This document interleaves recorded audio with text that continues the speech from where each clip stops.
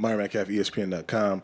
Ron, I'm just curious, when you're taking your recruiting trip to Arizona, you had a chance to look at the practice facility. I mean, how much of that was a part of the appeal of Arizona for you, just the fact that they had a facility like that for the basketball program? It was pretty great, just to go there and see that practice facility. Just to know that you had 24 hours, you can go in there and work out whenever you want. I thought that was a big step for me, and if I wanted to be great, I knew I had to spend countless hours in there. So I think that was pretty big. And another question for Rondae. How have things changed for you, if at all, with Brandon Ashley's injury and just, the fact that you're playing a different role, playing more minutes now? I would say, I had to step up more. Being a freshman is tough.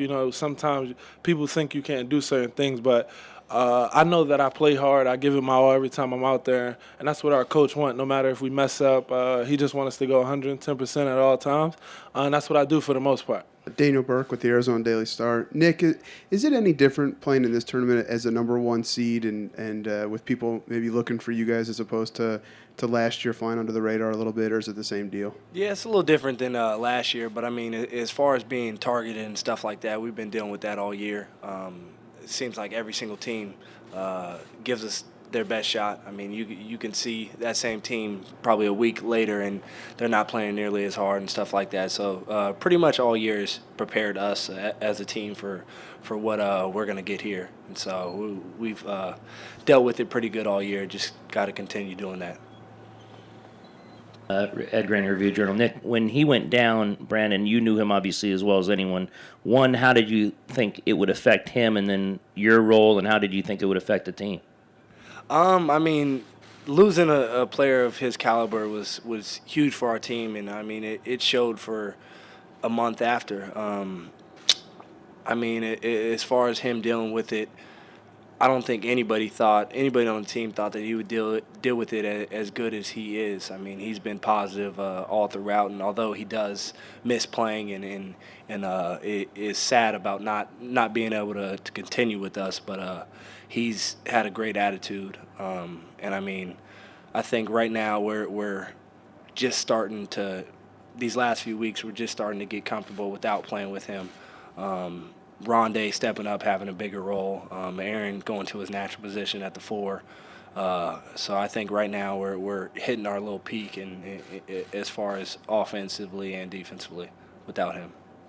Gabe, with the role you've played for this team this year with your, being the three-point shooter, do you ever watch other shooters, maybe Pangos from Gonzaga or any other guys, and kind of, like the way that they play and kind of have respect for those types of players?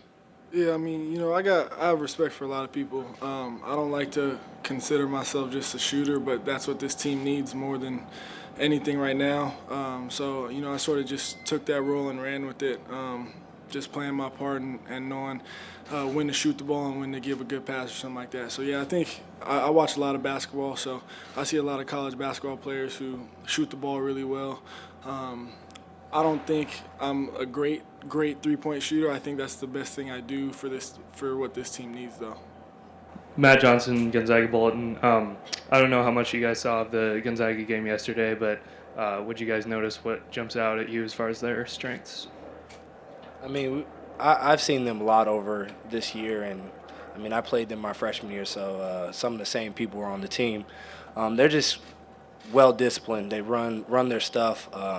Obviously can shoot the ball, and I mean, with Dower and Karnowski, he's them two are big down low. I mean, they've been playing really well as of late. Obviously you have Gary Bell, Kevin Pango shooting the ball, and then Stockton running the point. So just very well disciplined. They play hard, play together. So I mean, it's definitely going to be a tough game for us.